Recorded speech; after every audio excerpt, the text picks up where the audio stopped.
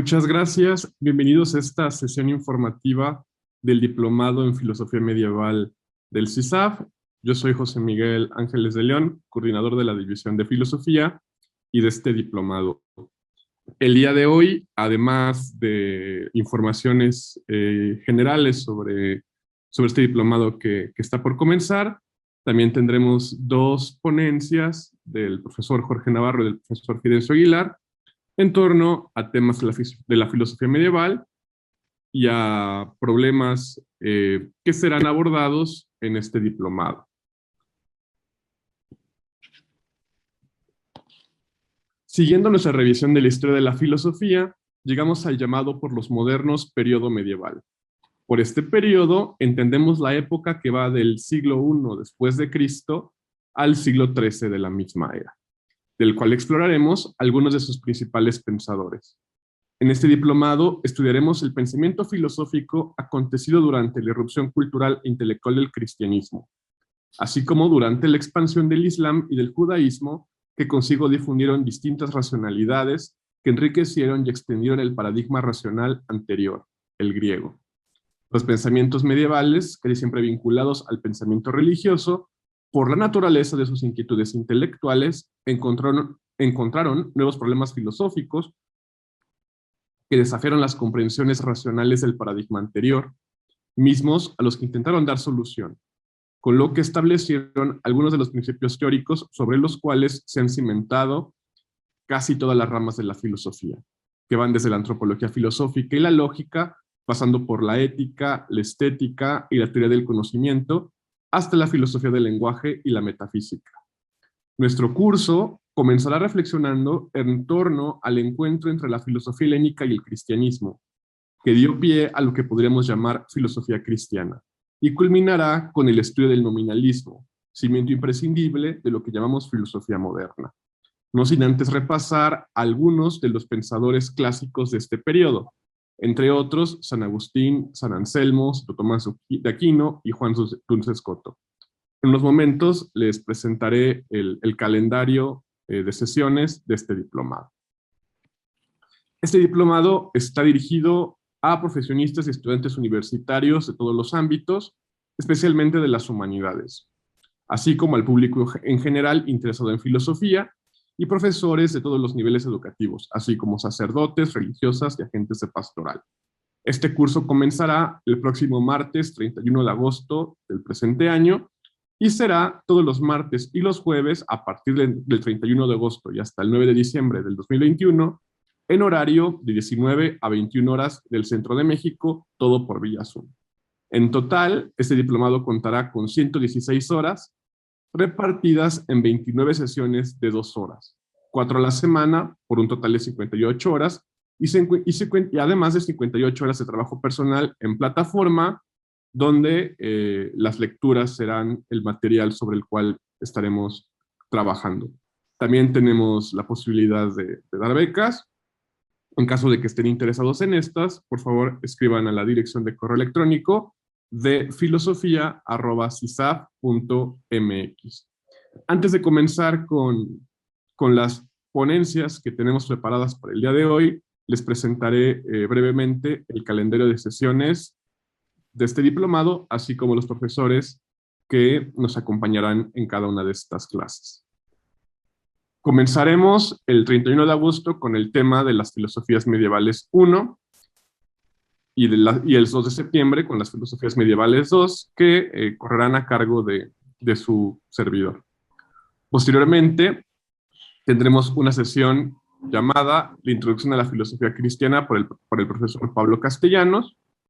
Después pasaremos al primer bloque ya de autor, que será San Agustín, que será impartido por el profesor Fidencio Aguilar, para continuar con lo que hemos llamado en bloque la filosofía medieval, con una sesión sobre Dionisio Areopagita, que estará igual a mi cargo, una sobre Boecio, que estará a cargo del profesor José Antonio Arbizu, y posteriormente estudiaremos a San Anselmo, cuyas sesiones estarán a cargo del profesor Jorge Navarro, que hoy nos acompaña también con una ponencia. Posteriormente repasaremos el panorama de las filosofías árabes y el panorama de las filosofías judías, ambas a cargo del profesor José Antonio Arbizu. Después tendremos, digamos, la parte más sustantiva de este diplomado, que son las clases que estarán dedicadas a Santo Tomás de Aquino. Estas clases serán dictadas tanto por el profesor Rodrigo Guerra como por el profesor Pablo Castellanos. Y para finalizar, tendremos las sesiones en torno a la escuela franciscana. Revisaremos 3 autores, San Buenaventura, Juan Duns Scoto y Guillermo de Ockham. Las de San Buenaventura estarán a cargo del profesor Wilmar de Jesús Acevedo, de la Universidad de San Buenaventura de Colombia, y las de Juan Duns Scoto y de Guillermo de Ockham estarán a cargo del doctor José Luis Rivera, uno de nuestros profesores invitados, que es profesor de la Universidad Panamericana. Como les mencioné, comenzamos el 31 de agosto y el diplomado termina el 9 de diciembre. Cualquier duda, e igual como les comenté, pueden escribir al correo de filosofia@cisaf.mx.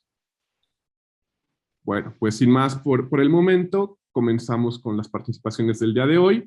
La primera estará a cargo del doctor Fidencio Aguilar, quien es coordinador de la División de Ciencias Sociales y Jurídicas del CISAF y uno de los profesores de este diplomado. Muchas gracias, Fidens, por haber aceptado la invitación. Sin mayor preámbulo, me gustaría comenzar esta exposición, que es la idea de presentar este diplomado en filosofía medieval, partiendo un poco de la experiencia, vamos a decirlo así. De la experiencia, en este caso, una experiencia temática. Es, digamos que, el encuentro con la filosofía de San Agustín.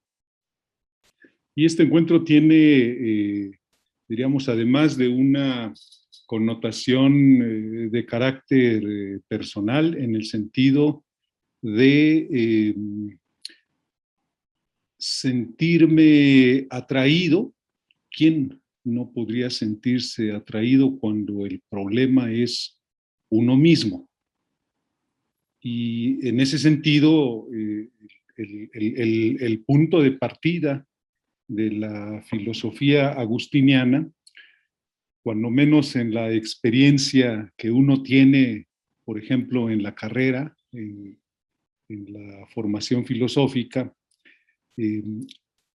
suele darse, o parte de la formación son los seminarios sobre autores en los diversos momentos de la historia de la filosofía, porque finalmente la filosofía suele aprenderse sobre todo en la etapa escolar y en la etapa de formación a través del encuentro con los diversos autores. En el caso de San Agustín, lo que atrapó mi atención, además del tema de la interioridad, que es un tema, como trataré de describirlo, de una hondura bastante atractiva. Es una hondura que tiene que ver con caminos interiores, es en cierto sentido un itinerario de sí mismo, itinerario del alma, itinerario también de la mente y de la voluntad, que son elementos del alma misma, pero al mismo tiempo el alma situada en un contexto no abstracto, sino en cierto sentido histórico. Y entonces este fue un elemento inicial de ese encuentro escolar ya lejano. Estoy hablando de la segunda mitad de los años 80. Ese seminario, creo que a todos los que lo tomábamos, nos marcó porque significaba una filosofía especial, un pensamiento especial. Por un lado, un pensamiento que recogía y continuaba el planteamiento de la filosofía platónica hasta cierto punto, es decir, recogía una parte medular del pensamiento clásico antiguo. La recogía y, por otro lado, la continuaba, ¿no? En cierto sentido, es San Agustín un cierto continuador de las principales ideas platónicas a través de Plotino, un filósofo que continuó esta escuela de tradición platónica, pero que recoge lo central de aquella filosofía platónica con un nuevo cariz, con un nuevo sentido. Y es que hasta cierto punto, o mejor dicho, no hasta cierto punto, sino completamente el alma, cuando inicia este camino de interioridad en búsqueda de sí misma y en búsqueda de su verdad, encuentra precisamente una cierta iluminación. Y es la iluminación de la verdad. Y entonces diríamos que se vuelve, recogiendo esa tradición platónica, como una antorcha que va iluminando los momentos de oscuridad o los momentos poco luminosos, y a través de esa antorcha, a través de esa llama, el camino se va esclareciendo. Creo que eso nos tocó a los que tomábamos aquel seminario sobre San Agustín, que después fue completado con otros 2 cursos en el que al abordar el tema del tiempo, el tema de la historia, sin ser cursos de continuidad, resultaron ser cursos complementarios. El curso de Filosofía de la Historia 1 y 2, es decir, todo un año de estudiar las diversas consideraciones sobre el tiempo, sobre la historicidad humana y sobre no solo la historia universal y la historia de las épocas, sino también aquello que es el segundo momento en el cual la filosofía de San Agustín hizo como un clic en el ánimo de los que estudiábamos aquellos cursos. Cuando menos así lo denotábamos. Y era esto que también tiene que ver con la interioridad, pero que ahora está reflejado, proyectado y abre un horizonte que es el tema histórico.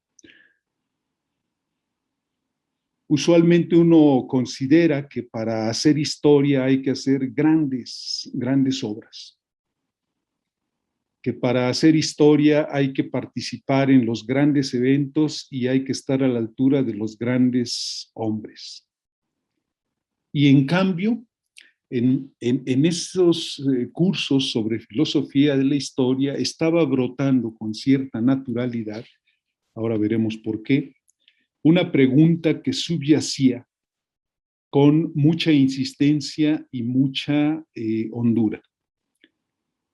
Se trataba de dónde ocurre la verdadera historia. En los grandes acontecimientos de la humanidad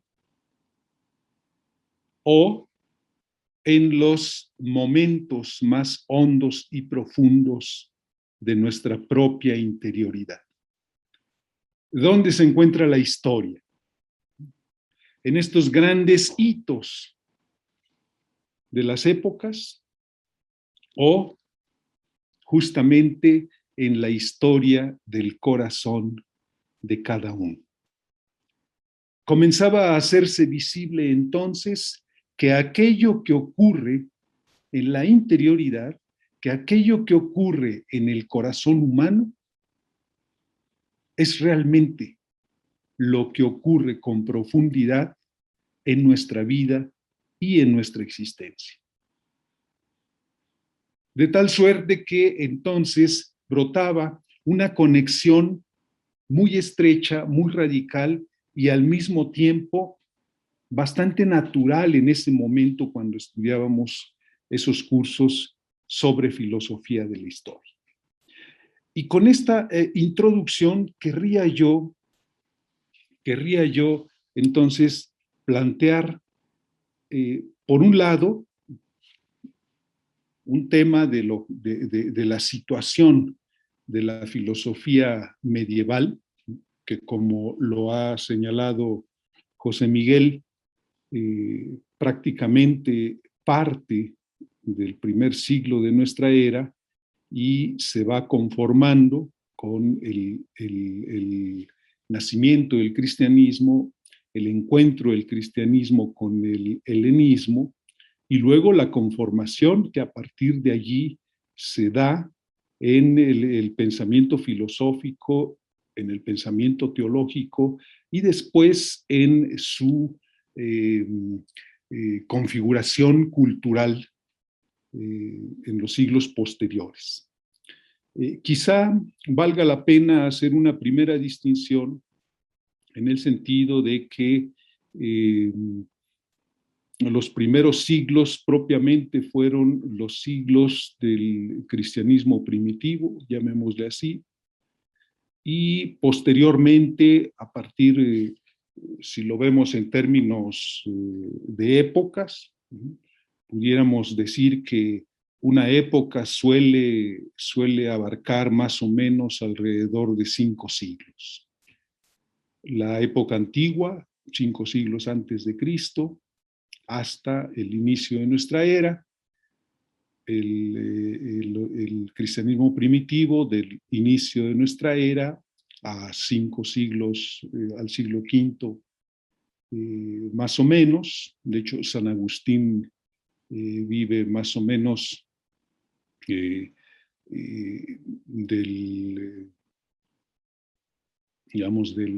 390 al 450, perdón, al 430, que es el pleno siglo V. Ahorita rectifico la fecha, pero sí, en el 430 es cuando muere. Entonces, estamos viendo esta primera época de cristianismo primitivo. Luego viene allí una etapa con muchas lagunas, ¿sí? Del siglo VI más o menos al siglo X. Sin embargo, es allí donde se desarrolla una vena también de la civilización occidental, que es la vena árabe. ¿Sí? Y luego ya la conformación propiamente la Edad Media, más o menos el siglo X al siglo XV. Entonces, estamos hablando de una largura de tiempo bastante amplia, en la cual esta primera distinción temporal vale la pena porque, primero que nada, podríamos situarnos un poco o un mucho de una línea de continuidad, por un lado, con el pensamiento helenista, particularmente con estas tesis de Platón, que llevan al un planteamiento que en la modernidad se dio con mayor nitidez, la preocupación por el yo. Y eso pues ya estaba desde la filosofía de San Agustín. Entonces, lo que quiero destacar con esto es que estos cursos nos ayudaron a situarnos primero en las grandes épocas de la historia y del pensamiento, sobre todo el pensamiento filosófico, pero también teológico. Ahorita vamos a ver la parte filosófica de la interioridad de San Agustín. Solo la describiré. En realidad, el propósito de esta sesión es que podamos trazar algunas líneas para que pudiéramos ver la relevancia del diplomado. Entonces, ese es un poco el propósito. Pero volvamos, diríamos, al tema que nos interesa, el tema de la interioridad, que es el primer gran atractivo del pensamiento de San Agustín, sobre todo para ver dónde está, por un lado, la verdadera historia, la historia que nosotros mismos escribimos y que, según este planteamiento, se encuentra en el corazón humano. La historia, de este modo, y así lo aprendimos, así incluso, de forma personal, a veces llegamos a sentirlo. La verdadera historia ocurre en el corazón humano. A veces incluso, por más que tratemos de ocultar y por más que tratemos de distraernos, sin embargo, lo que allí adentro ocurre, es decir, en nuestro yo, en nuestra interioridad, en lo que realmente somos, allí se dan los verdaderos acontecimientos de nuestra existencia, los verdaderos acontecimientos de nuestra historia y también los verdaderos acontecimientos de nuestro propio yo. Eso fue lo que en aquellos lejanos 80 atrapaba nuestra atención y atrapaba también nuestro interés por una filosofía con cierto cuño existencial. Como vemos, la filosofía no es tan abstracta como a veces parece ser. Es verdad que tiene sus elementos de densidad, sus elementos de hondura, profundidad y abstracción, pero también es cierto que tiene, sobre todo cuando en esa hondura, a través de esas conceptualizaciones y a través de esa penetración de la mente y de la razón, hay este hallazgo, como en una mina, de metales preciosos en los cuales caemos en la cuenta que lo que allí se descubre es nuestra existencia tal y como se da en nuestra experiencia cotidiana y en la vida que vivimos día a día. La pregunta era entonces, mejor dicho, ¿dónde ocurre la historia? ¿En los grandes acontecimientos o en la interioridad? Y entonces aquí brota una nueva conexión como para iniciar el itinerario y el camino. Ahorita voy a señalar cuáles son las partes de ese camino y de ese itinerario y sus elementos. Por lo pronto, ahorita lo que quiero es ver la conexión entre una y otra. Si es verdad que la historia se escribe en el corazón humano, lo profundo de la historia, entonces es verdad, como sostiene San Agustín, que la historia se define en el corazón de los seres humanos. En esas expresiones muy famosas de la ciudad de Dios. Dos amores fundaron dos ciudades que caminan a lo largo del tiempo, desde el origen del mundo hasta su final y consumación. El amor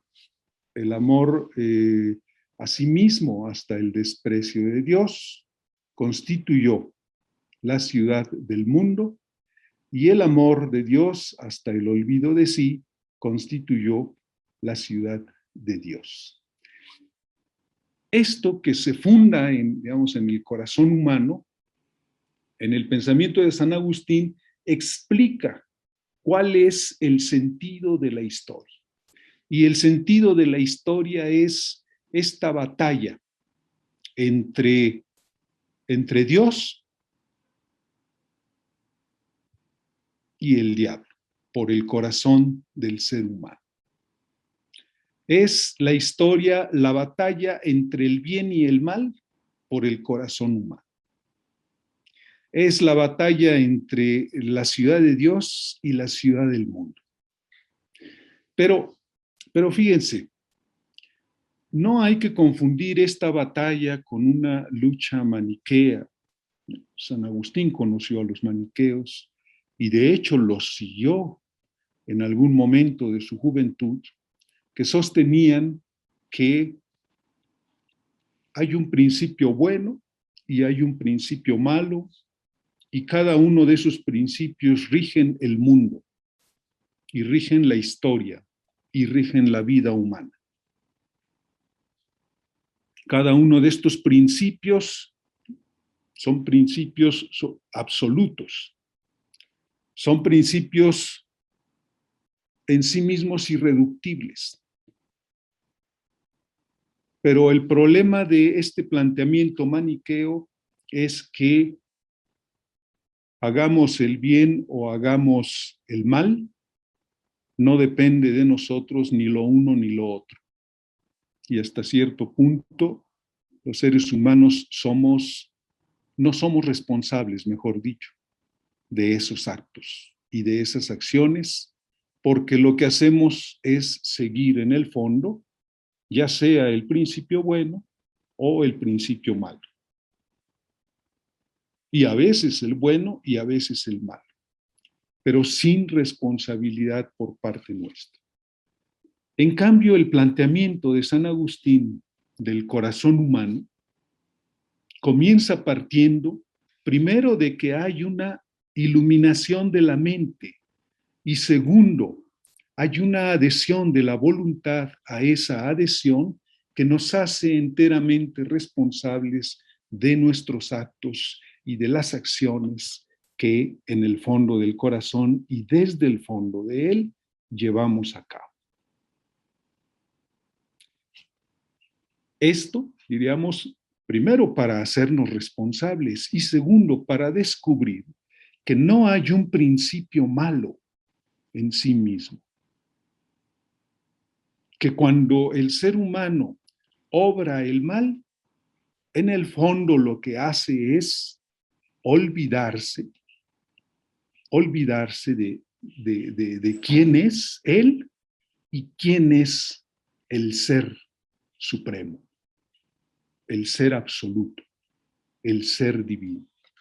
De tal manera que no son dos principios los que rigen al mundo, el yin-yang, por ejemplo, no. O el bien y el mal, tampoco.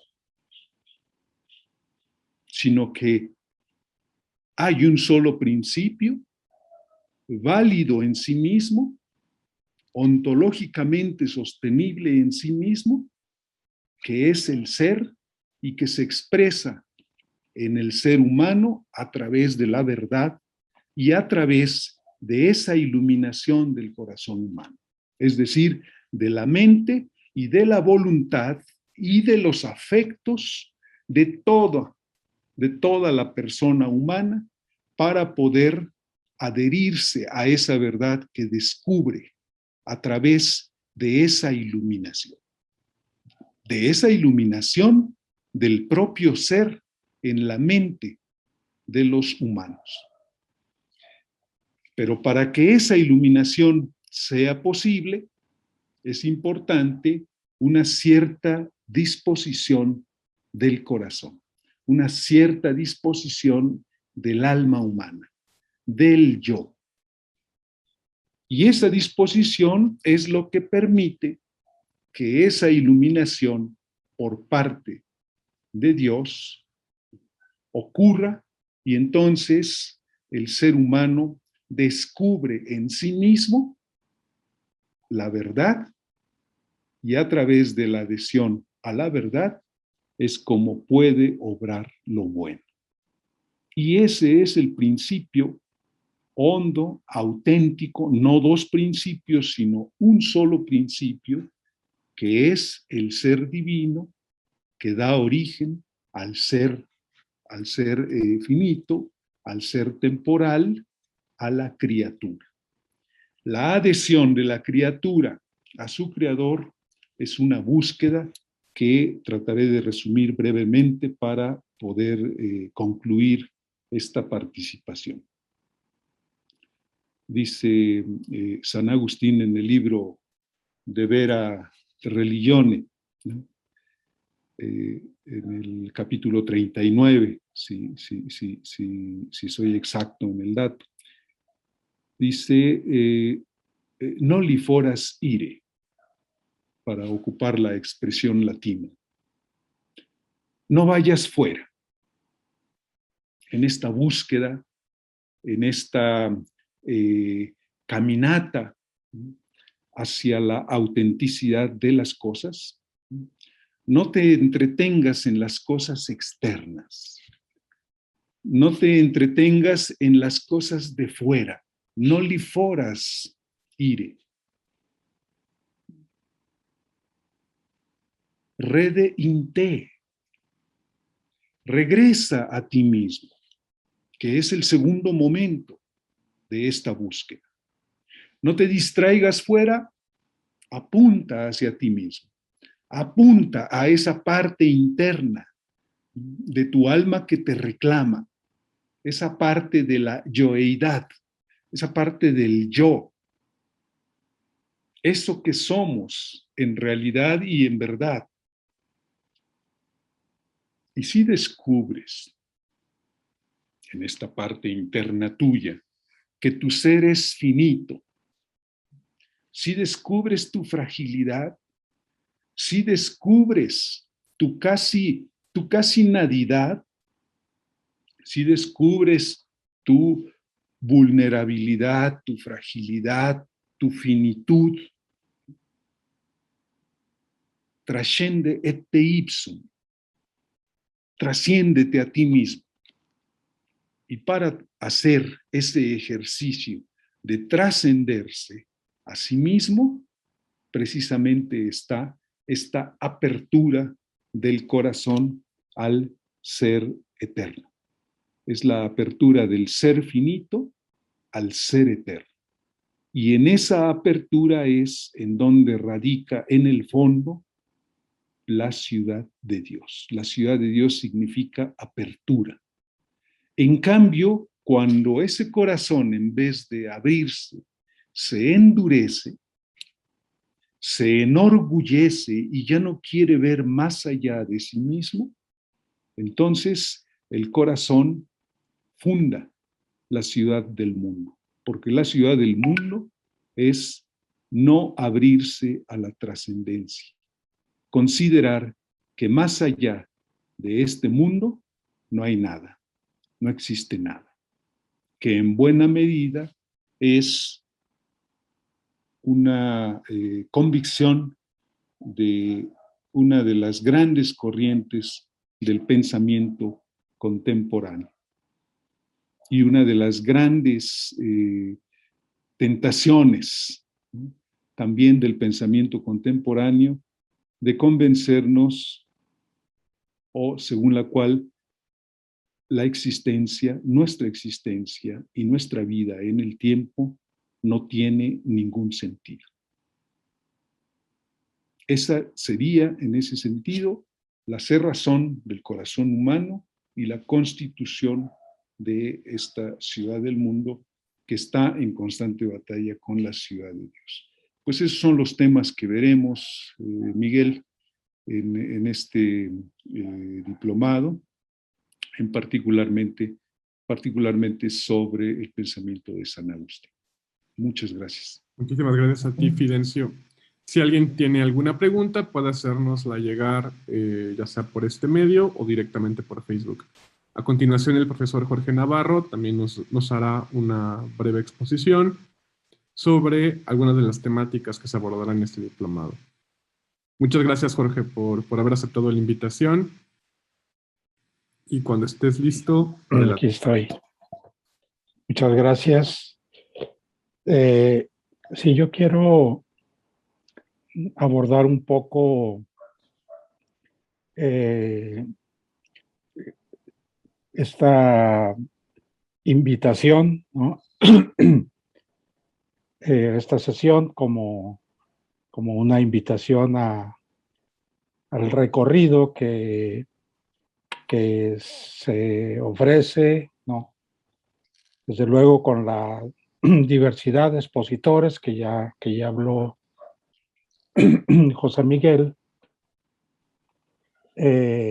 seguramente enfoques y, en fin, es desde este punto de vista un seminario diplomado pues con mucha riqueza, ¿no? Cada profesor enfatizará, enfocará de acuerdo a los autores, las temáticas, ¿no? No es que hay una línea única o una línea, sino más bien lo que fundamentalmente me interesa señalar en este momento es que estudiar la filosofía medieval es, digamos, como invitar a una suerte de aventura, ¿no? Hacer un recorrido por eh, una manera de reflexionar muy peculiar.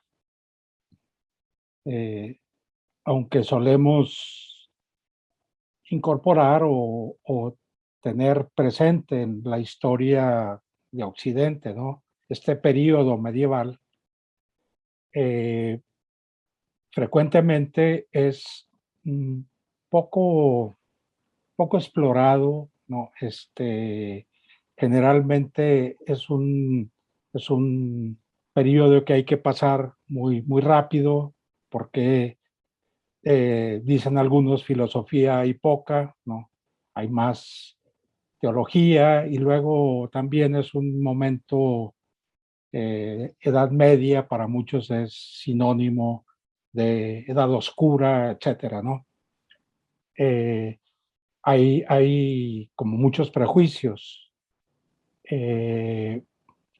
que dificultan o a veces obstaculizan poder asomarnos con cierta claridad o cierta lucidez a ver, siguiendo, digamos, la vena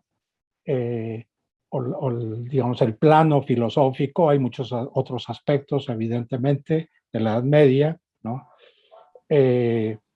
Que sería también importante tener presentes para estudiar la filosofía, porque de otra manera la filosofía se desgajaría, ¿no? Como a veces suele ocurrir en nuestros cursos, pues, desgajamos la filosofía de la experiencia histórica, de la historia e incluso hasta de la experiencia personal, ¿no? Entonces, todo este contexto muy complejo porque al menos las periodizaciones de la historia suelen ser como diversas, ¿no? Eh, Algunos piensan que propiamente la Edad Media debe ponerse más o menos eh, a partir de la muerte de San Agustín o la caída, digamos, del Imperio Romano por las invasiones bárbaras, etcétera, hasta el siglo XV, la caída de Constantinopla, la invasión de los turcos, etcétera, ¿no? Que da pauta o da pie, digamos, al Renacimiento, ¿no? En fin, eh, son cuando menos 1000 años, es demasiado tiempo para, pensar que la filosofía medieval es una estructura, es una dinámica muy homogénea, ¿no? Hay periodos, hay un periodo después de la caída del imperio, de destrucción del imperio, ¿no? Que, que hay que verlo como un fenómeno terrible porque se desestructura todas las posibilidades, digamos, de vida civilizada, etcétera, ¿no? Y se empieza un proceso lento, complejo de reconstrucción de lo que propiamente nacerá como Europa, ¿no? Con todas las raíces romanas, griegas, etcétera, pero en una situación, digamos, histórica, social, cultural nueva, ¿no? Pero que en un proceso, digamos, que había que reconstruir todo o casi todo, ¿no? Y no solo, digamos, era como la destrucción o el hecho de la destrucción, sino también, o sobre todo, digamos, el aislamiento, la dispersión, ¿no? Los restos de cultura, de cultura clásica, quedaron como fragmentados, como dispersos, y entonces un movimiento unitario de pensamiento, de reflexión, etcétera, necesitó mucho tiempo. Por eso, digamos, desde el siglo V hasta el siglo octavo, noveno, digamos, casi noveno, ¿no? Con el Imperio Carolingio, hay ya una especie de recuperación de una unidad, de una sociedad como más estabilizada, etcétera, ¿no? Entonces, teniendo en mente eso, hay que considerar pues que la filosofía en la Edad Media, eh, cuando hablamos pues tenemos que tener presente momentos y circunstancias en los que ese pensamiento se desarrolla, ¿no? A partir del siglo, digamos, X, empieza un proceso de auge de lo que se llamará después la Alta Edad Media, momento de las universidades, bueno, también las cruzadas, en fin, eh, que es el momento en el que vamos a encontrar como las expresiones más eh, consistentes, más elaboradas, digamos, las grandes figuras del pensamiento medieval, y sin embargo, esos grandes momentos, ¿no? No solo no se construyeron, no florecieron desde la nada, sino que conscientemente hunden sus raíces, ¿no? En el pensamiento de los padres de la iglesia, es decir, de los primeros siglos de la era cristiana, en San Agustín, ¿no? Hay un fuerte sentido de la tradición, digamos, es reconocida, venerada como fuente digamos, iluminante, ¿no? En el camino, en la búsqueda de la verdad. Entonces, esto va marcando, va definiendo un estilo de reflexión, una forma de reflexión, ¿no? Muy, eh, muy peculiar, ¿no? De la cual podemos decir nos hemos alejado a partir del Renacimiento en adelante, ¿no? Viene un proceso como de alejamiento, ¿no?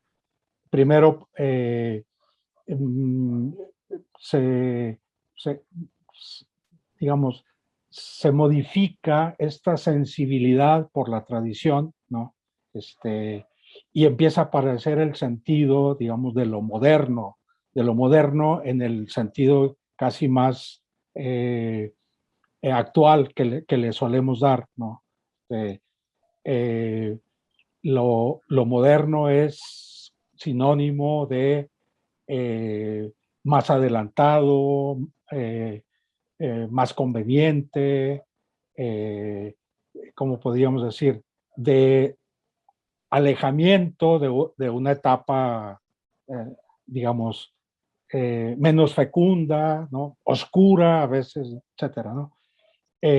Sobre todo se configuró esta idea tan negativa de la Edad Media mucho a partir de la lectura de la Ilustración, ¿no? La Ilustración estaba muy interesada en mostrar que el siglo de las luces, el siglo de la razón o de la racionalidad, que se había como despertado en el Renacimiento, significaba el abandono, digamos, de de la oscuridad, de la minoría de edad, ¿no? Como dirá Kant respecto al uso de la razón, etcétera, ¿no? Entonces, todo este proceso de alejamiento de aquella manera de pensar que hace que hoy nos pueda resultar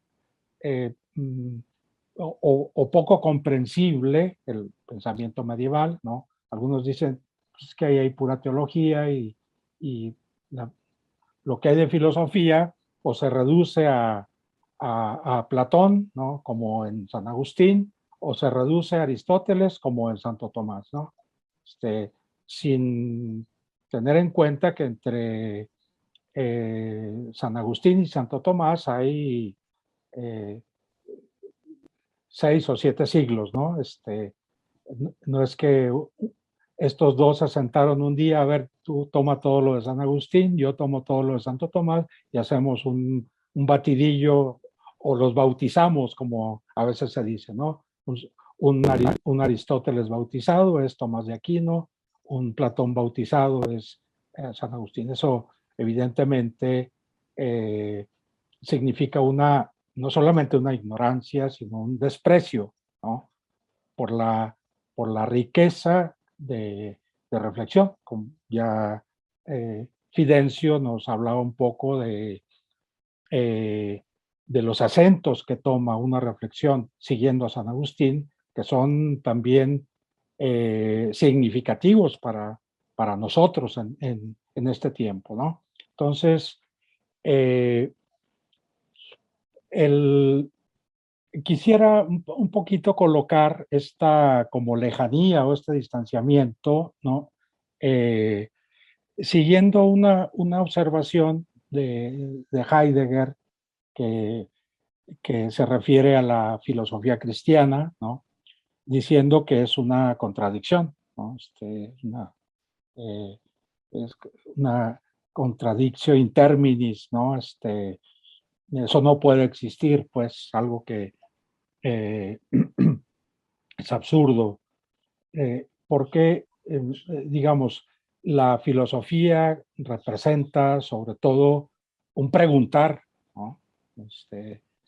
La filosofía en la antigüedad surgió a partir de ciertas preguntas, ¿no? O le dio consistencia, le dio configuración a una forma de pensamiento humano, irreductible a otras formas, ¿no?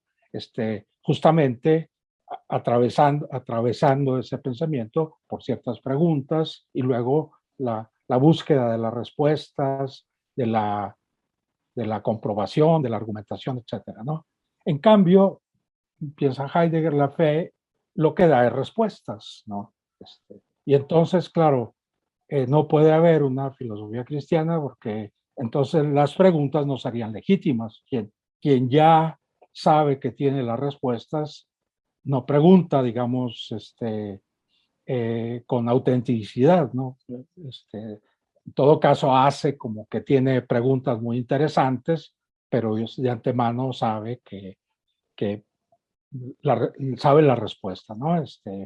Y aunque le dé vueltas, en realidad ahí no hay, digamos, descubrimiento, no hay aletheia, ¿no? Sino simplemente, en el mejor de los casos, apologética, ¿no? Es decir, un discurso para defender una tesis o una idea que ya se tiene de antemano, ¿no? De esta idea me parece que es interesante porque nos ayuda a identificar como estos malentendidos, ¿no? La fe, digamos, pensar la fe simplemente como una respuesta es, digamos, colocar la fe en el plano de, de una especulación o, digamos, a nivel de teorías, ¿no? Esto que Marcel llamaba a nivel de problemas y no a nivel de preguntas que tienen que ver con el misterio, ¿no? Que tienen otra configuración, otro alcance, otro significado. Bien, la Edad Media significa el acceso, diríamos, ¿no? De las preguntas, ¿no? A partir de una experiencia, ¿no? Derivada de la fe, ¿no? Pero de una experiencia humana, ¿no? No de la fe como una teoría que yo tengo que sostener contra toda evidencia o contra toda, digamos, recorrido, ¿no? La fe tiene que ver con el recorrido humano y el núcleo fundamental de la fe es la convicción de que Dios se ha vuelto en la encarnación, en esa realidad que sigue siendo misteriosa, ¿no? Para nosotros, pero al mismo tiempo dramáticamente presente, ¿no? Esta experiencia acompaña, ¿no? De diferentes maneras y circunstancias la, la, la vida de los pueblos de la Edad Media, ¿no? Con todas las diferencias y particularidades que podamos históricamente identificar, ¿no?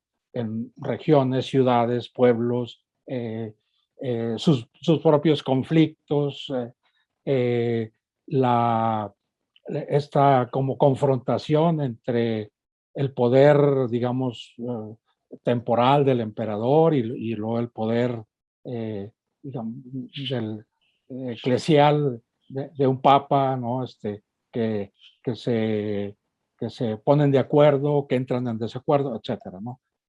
Pero lo importante es que descubrir que a partir de esa experiencia, la fe es capaz de provocar, ¿no?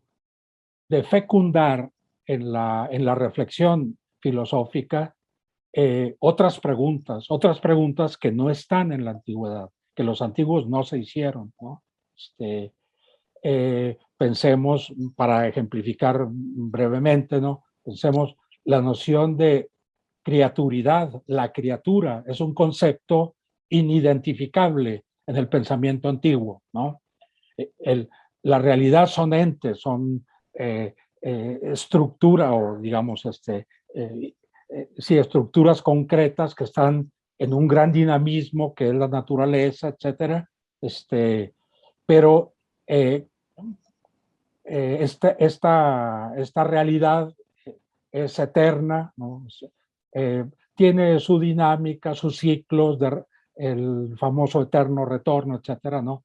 Pero no existe la noción de creación. Y pensar el ente, ¿no? Bajo la perspectiva que da, digamos, la revelación, el Antiguo Testamento, la experiencia cristiana, etcétera, ¿no? Bajo la categoría de criatura, de criaturidad, da una nueva perspectiva sobre la pregunta por el ser, ¿no? La pregunta por el hombre.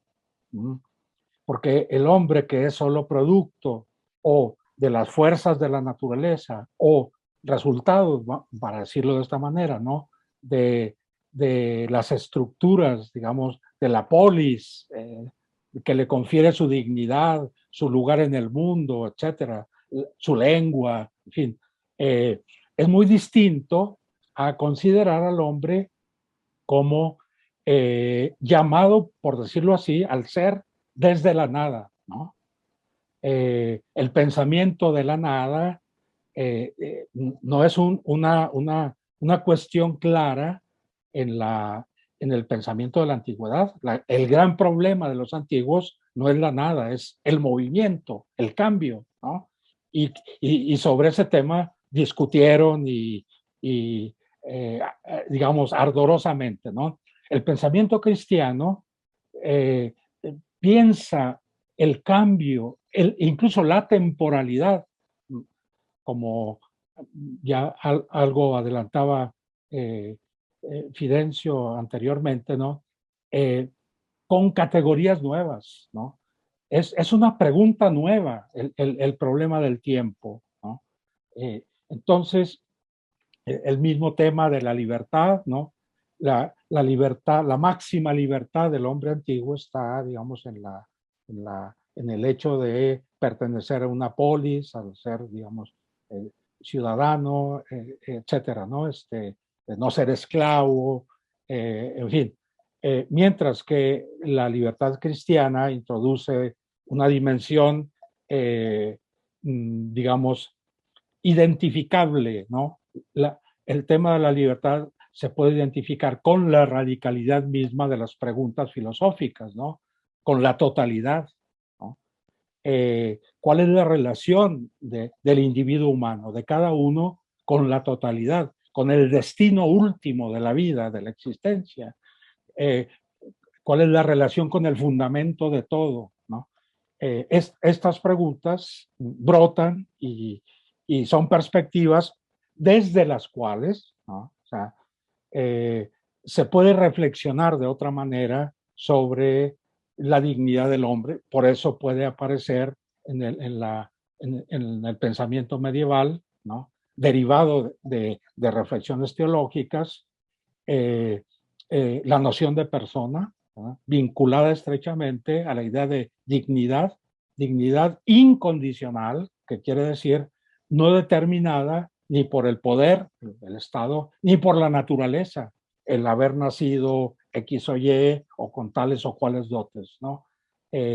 Bueno, esto para ejemplificar un poco, pues que estas categorías, que no nos son extrañas, ¿no?, a nosotros, sin embargo, el universo, el marco de experiencia y conceptual en el que fueron formuladas, pues hoy nos resulta ajeno, ¿no? Extraño, eh, y podríamos decir, pues, con esto, que este diplomado eh, nos ofrece una posibilidad de inmersión, ¿no?, en el pensamiento medieval, como para descubrir, decía al principio, ese otro que somos nosotros mismos, ¿no? Esa raíz que está en nuestra cultura y que por motivos distintos, por la misma evolución histórica, ¿no? Eh, Estamos a muchos siglos de distancia de su desarrollo y sin embargo parece habernos dejado elementos muy valiosos, de alta significación eh, para, para, para el pensamiento contemporáneo, ¿no?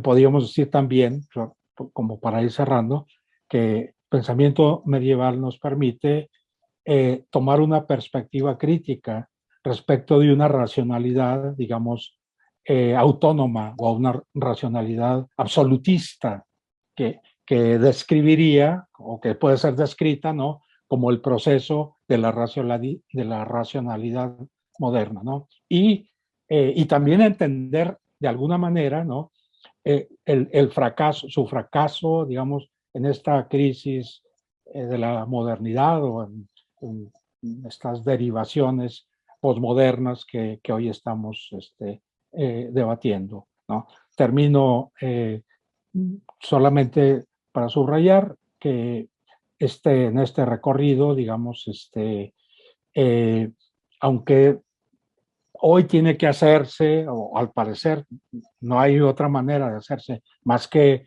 acudiendo, pues, a estudiosos, especialistas. En realidad, me parece que en el fondo puede ofrecernos una visión de la experiencia humana, de un camino humano que se puede recorrer a partir como de un nodo fundamental, ¿no? Si es verdad que el absoluto, el Dios, o no, el infinito, el misterio, ¿no?, se ha hecho carne y se ha vuelto, ¿no?, una realidad presente entre nosotros. Entonces, la historia humana, la vida humana, ¿no?, la vida de la conciencia, donde, como decía Fidencio, se define, ¿no?, la historia, las dos ciudades, ¿no? Todo eso se juega de una manera distinta a cómo el hombre que reducido, o el yo, diríamos, ¿no? El hombre, para abandonar el campo de las puras abstracciones, ¿no? El yo como simplemente resultado de las fuerzas de la naturaleza, de las leyes evolutivas, o resultado de las fuerzas económicas, culturales, etcétera, ¿no? Eh, que por otra parte estaría destinado, digamos, a la nada, es decir, a un hombre que no reconoce y no puede vivir en la perspectiva de un significado decisivo de la existencia, ¿no? Como también sabemos son las tendencias de la filosofía contemporánea, ¿no? Muy vinculadas, muy derivadas de este pensamiento de Nietzsche, ¿no? El, el sentido, ¿no? O la carencia de sentido de la vida humana, o en el mejor de los casos, en la parte más, digamos, positiva de Nietzsche, el que cada uno es el creador de sus propios valores, ¿no? Que es lo mismo que afirmar el sinsentido. O sea, si hay algún sentido, si es posible algún sentido, pues te lo tienes que dar a ti mismo. Creo que la filosofía medieval nos sitúa frente a un modo de mirar la realidad, de situarnos en la realidad, no a partir de una estructura, de una teoría bien elaborada, sino de una experiencia humana, ¿no? En donde el hecho cristiano, el mensaje cristiano, se vuelve carnal, se vuelve experiencia cotidiana para los hombres. Pues yo dejo aquí mi presentación. Muchísimas gracias por tu participación, Jorge. Muchísimas gracias también por tu participación, Fidencio. Y muchísimas gracias a todos los que nos acompañaron en esta tarde. Les recuerdo de nuevo el proceso de inscripción. Pueden seguir para mayor información las redes sociales del CISAB o mandar un correo a la dirección de filosofía@cisab.org, o también pueden buscar en la página del CISAB, cisab.mx, la pestaña de programas. Ahí buscar el diplomado en filosofía medieval y también ahí podrán obtener una mayor información. Muchísimas gracias a todos, que tengan una buena noche.